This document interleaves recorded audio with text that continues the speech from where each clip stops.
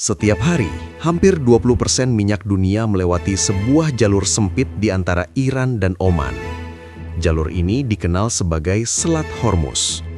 Di titik tersempitnya, jalur vital energi global ini hanya selebar sekitar 21 mil. Tapi, jalur pelayaran yang benar-benar dilalui kapal bahkan lebih sempit lagi, hanya sekitar 2 mil di masing-masing arah. Koridor kecil ini setiap hari mengalirkan puluhan juta barel minyak. Dan itu berarti satu hal yang sangat jelas. Kalau Selat Hormuz terganggu, dampaknya langsung terasa ke seluruh ekonomi dunia.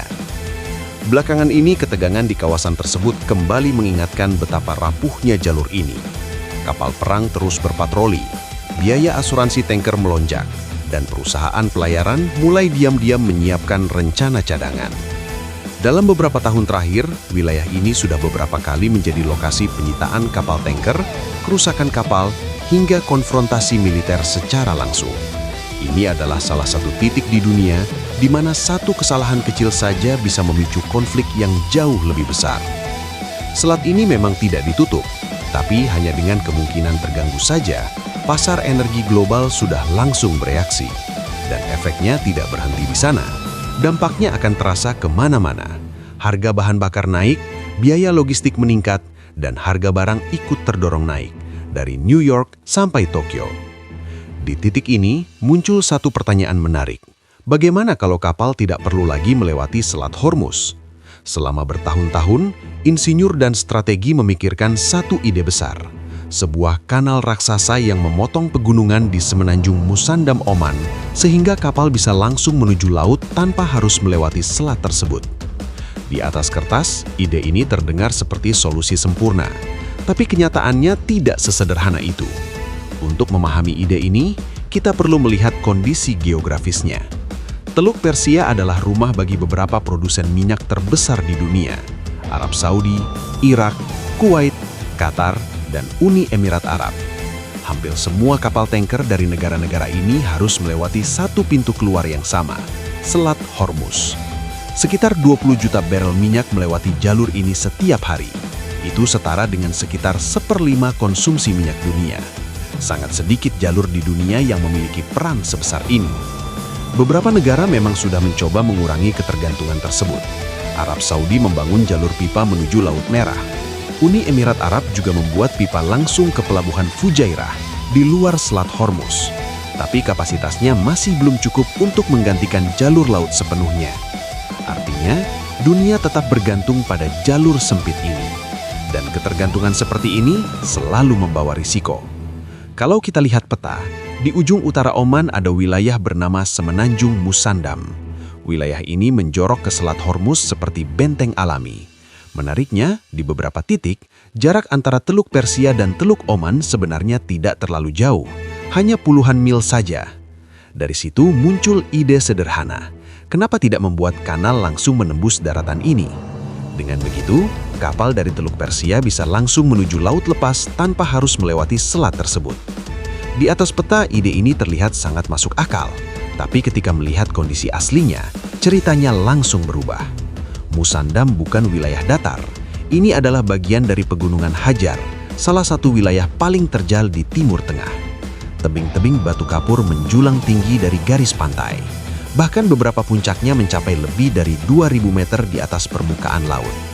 Membangun kanal di sini bukan sekedar menggali tanah. Ini berarti harus memotong pegunungan. Belum lagi ukuran kanal yang dibutuhkan. Kapal tanker modern seperti VLCC termasuk kapal terbesar di dunia. Kanal harus cukup dalam, lebar, dan stabil untuk dilalui kapal sepanjang ratusan meter. Proses pengerjaannya akan sangat besar. Miliaran ton batu harus dipotong, dipindahkan, dan dibentuk ulang. Dampak lingkungannya pun tidak kecil. Dan soal biaya, angkanya bisa mencapai ratusan miliar dolar. Sebagai gambaran, perluasan terusan Panama saja memakan biaya sekitar 5 miliar dolar. Kanal Musandam bisa jauh lebih besar dari itu. Tapi tantangan tidak berhenti di teknis. Masalah berikutnya adalah politik. Semenanjung Musandam adalah wilayah Oman, dan sampai saat ini tidak ada rencana resmi untuk membangun kanal di sana. Fokus pembangunan Oman lebih mengarah ke pariwisata, pelabuhan, dan infrastruktur regional. Proyek sebesar ini membutuhkan kerjasama internasional dalam skala besar. Negara-negara kawasan harus sepakat, investor harus siap mendanai, dan keamanan jangka panjang harus benar-benar terjamin. Dan ada satu hal yang sering dilupakan. Kanal ini tidak menghilangkan risiko, hanya memindahkannya.